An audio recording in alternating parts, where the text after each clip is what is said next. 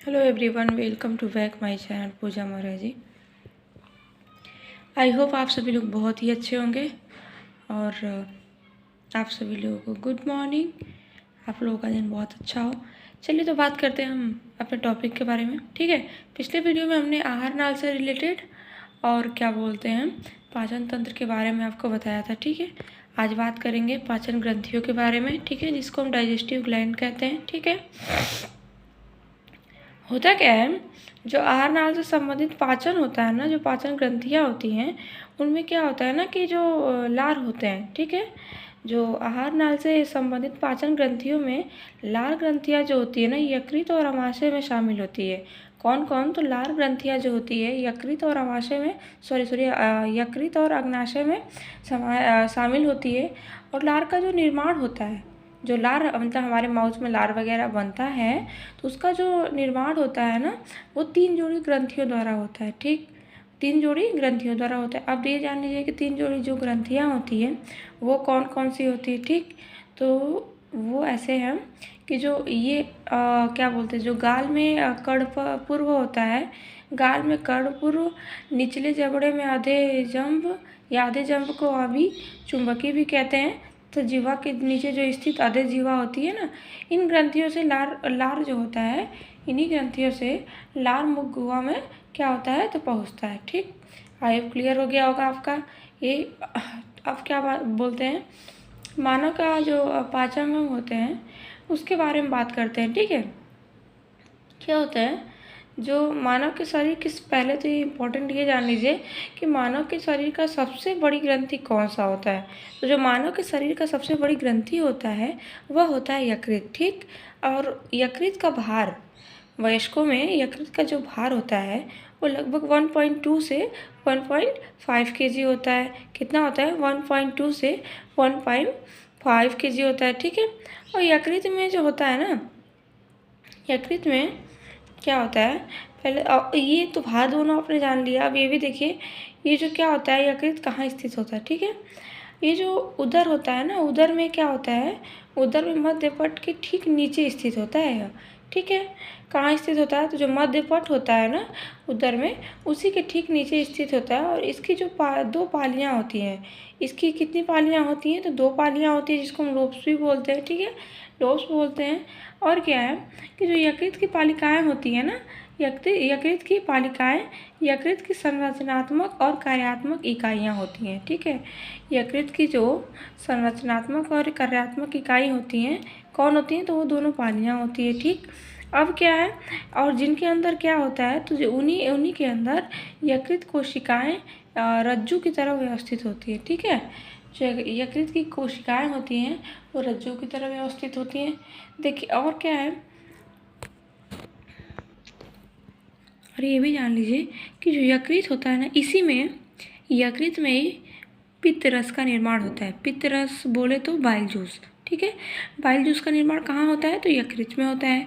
और यह जो जूस होता है ना, बाइल जूस या फिर पित्त रस, यह कैसा होता है? तो ये क्षारीय होता है। ठीक है, क्षारीय होता है। और इसके अतिरिक्त होता क्या है, इसको क्या बोलते हैं ना, जो पित्त का भंडारण होता है, पित्त का भंडारण पित्ताशय में होता है। ठीक, पित्त का भंडारण कहाँ होता है? तो पित्ताशय में होता है।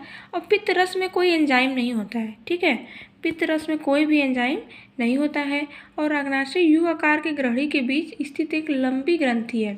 एक यू आकार की ग्रहणी होती है, उसी के बीच में स्थित एक लंबी ग्रंथि है। कौन? तो अग्नाशय। ठीक है, उसका आकार कैसा होता है? तो यू आकार होता है। ठीक, अब क्या है, बहिस्रावी और अंतःस्रावी दोनों ही ग्रंथियों की तरह कार्य करती हैं। ठीक है, ये किसकी तरह कार्य करती हैं? तो बहिस्रावी और अंतःस्रावी दोनों ही ग्रंथियों की तरह कार्य करती हैं। बहिस्रावी भाग से, देखिए हमने यहाँ लिखा है, बहिस्रावी भाग से कैसा स्राव होता है? तो क्षारीय होता है। ठीक है, बहिस्रावी इससे कैसा होता है? तो क्षारीय अग्नाशयी स्राव निकलता है, जिसमें एंजाइम होते हैं। ठीक है, बहिस्रावी से जो क्षारीय अग्नाशयी स्राव निकलता है ना, उसमें एंजाइम होते हैं। और अंतःस्रावी भाग से जो क्या निकलता है, तो अंतःस्रावी भाग से देखिए इधर लिखा है मैंने, अंतःस्रावी भाग से इंसुलिन और ग्लूकेगॉन नामक हार्मोन्स क्या होते हैं? इनका स्राव होता है। ग्लूकेगॉन नामक हार्मोन्स का स्राव होता है। ठीक है, अब बात करेंगे तो भोजन का पाचन क्या होता है, डाइजेशन ऑफ फूड, इसके बारे में हम बात करेंगे। ठीक है, अब क्या होता है भाई, देखिए जो पाचन की प्रक्रिया होती है ना, ये जान लीजिए, हमने बताया भी है आपको, पाचन की प्रक्रिया जो होती है ना 2 विधियों से होती है। कैसे? तो यांत्रिक और रासायनिक, इनके द्वारा इसकी जो पाचन की प्रक्रिया होती है यांत्रिक और रासायनिक विधि से संपन्न होती है। ठीक, और क्या है, तो जो मुख गुहा होता है ना, मुख गुहा, ये इनके क्या मुख्यतः कितने प्रकार हैं, तो भोजन का चौवड़ और निगलने की क्रिया, इसके 2 मुख्य प्रकार हैं। ठीक है, अब क्या है, जो लार की मदद से, जो लार होता है, देखिए लार की मदद से दांत और जीवा भोजन को अच्छी तरह चबाने एवं मिलाने का कार्य करते हैं। ठीक, जो लार उत्पन्न होता है हमारे माउथ में, उसी की मदद से जीवा यानी हमारी जीभ जो होती है भोजन को अच्छी तरह चबाने और मिलाने का कार्य करती है। ठीक है, दांत का काम होता है चबाना और जीवा का काम है मिलाना। ठीक, अब क्या बात है, तो ये तो हो गया। अब क्या है, लार का जो श्लेष्म भोजन जो कणों को चिपकाने एवं उन्हें बोलस में क्या करते हैं, रूपांतरित करने में मदद करता है। ठीक, अब ये हो गया। अब इसके उपरांत क्या होता है भाई, तो इसके उपरांत निगलने की क्रिया द्वारा बोलस ग्रसनी से ग्रसिका में चला जाता है। ठीक है, अब क्या है, बोलस की बात करें तो क्या है कि बोलस पेशीय संकुचन के क्रमाकुंचन, बोलस जो है पेशीय संकुचन के क्रमाकुंचन के क्या होता है द्वारा ही ग्रसिका में आगे बढ़ता है। ठीक, जठर ग्रसिका जो होती है, कौन, तो जठर ग्रसिका जो होती है वो क्या करती है कि अवरोधनी भोजन के आमाशय में प्रवेश को नियंत्रित करती है। ठीक है, और लार में क्या क्या होता है ये भी देखिए। लार में जो होता है विद्युत अपघट्य यानी Na positive, K positive, Cl negative, SCO3 negative और एंजाइम। ठीक है, और एंजाइम होते हैं, एंजाइम में कौन कौन से, तो लार एमाइलेज या टाइलिन तथा लाइसोजाइम होते हैं। ठीक है, अब बात करते हैं लार में जो उपस्थित लाइसोजाइम होता है उसका कार्य क्या होता है, तो जो लार में उपस्थित लाइसोजाइम होता है ना, ये क्या करता है, जीवाणुओं के संक्रमण को रोकता है। ठीक, आमाशय की म्यूकोसा में जठर ग्रंथियाँ होती हैं। ठीक है, कहाँ होती हैं, तो आमाशय का जो म्यूकोसा होता है उसमें जठर ग्रंथियाँ होती हैं। जठर ग्रंथियों में मुख्य रूप से 3 प्रकार की कोशिकाएं पाई जाती हैं। ठीक, मुख्य रूप से कितनी प्रकार की कोशिकाएं पाई जाती हैं, 3 प्रकार से। अब वो कोशिकाएं कौन कौन सी ये भी देख लीजिए, तो कौन कौन सी है, तो पहली कौन सी है भाई, म्यूकस का स्राव करने वाली श्लेष्म ग्रीवा कोशिकाएं। ठीक है, म्यूकस का स्राव करने वाली श्लेष्म ग्रीवा कोशिकाएं। सेकंड है आपका पेप्टिक या मुख्य कोशिकाएं जो प्रोएंजाइम पेप्सिनोजेन का स्राव करती है। ठीक है, किसका स्राव करती है, तो पेप्सिनोजेन का स्राव करती है। ठीक है, अब क्या है, भित्तीय या ऑक्सेंटिक कोशिकाएं जो हाइड्रोक्लोरिक अम्ल और नैज कारक स्रावित करती है। ठीक है, ये हो गया आपका यहाँ तक।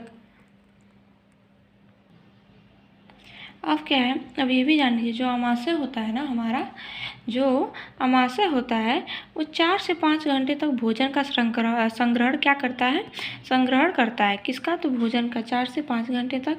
आमाशय की पेशीय दीवार के संकुचन द्वारा भोजन अम्लीय जठर रस से पूरी तरह मिल जाता है। ठीक है, जो भोजन होता है वो अम्लीय जठर रस से पूरी तरह मिल जाता है, किसके संकुचन द्वारा, तो पेशी दीवार के द्वारा। ठीक है, जिसे हम क्या कहते हैं, तो काइम कहते हैं। पूछ सकता है कि काइम कहते किसे हैं, तो आप बताइएगा कि आमाशय की जो पेशी दीवार होती है उसके संकुचन द्वारा जो भोजन होता है वो अम्लीय जठर रस से पूरी तरह मिल जाता है और जिसको ये क्या कहते हैं, काइम कहते हैं। ठीक, ये हो गया।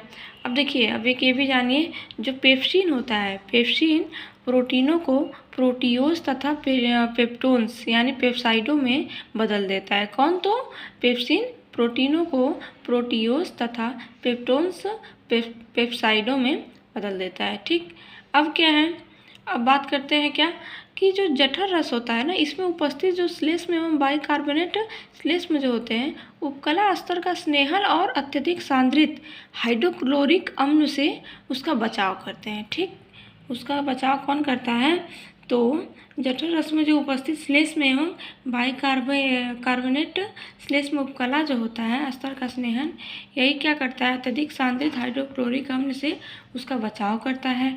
अब ये भी है, हाइड्रोक्लोरिक अम्ल जो होता है वो पेप्सिनों के लिए उचित अम्लीय